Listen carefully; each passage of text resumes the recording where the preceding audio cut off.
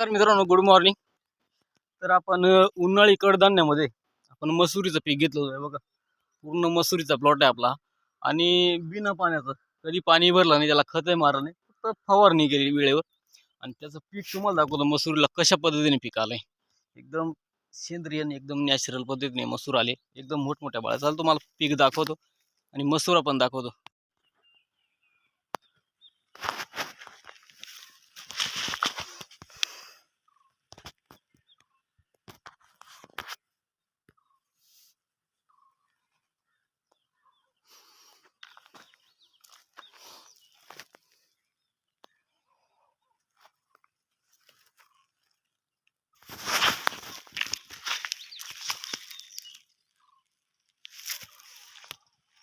आणि याच्यामध्ये आपण जर मसूरची एक काडी जर बघितली तर ही एक काडी, हिच्या बाळ्या पाहू शकतो तुम्ही. सगळे मसूरचे दाणेच आहेत.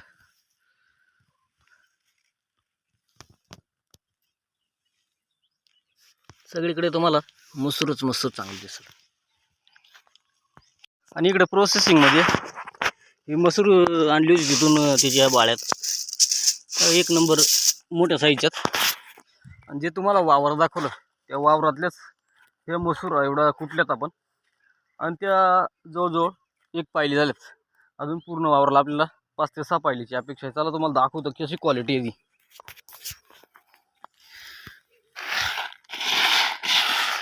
तर ह्या क्वालिटीचे मसूर आहेत. बघा त्यांचा आकार आणि त्यांची साईज. एक नंबर क्वालिटीच्या मसूर आहेत मित्रांनो.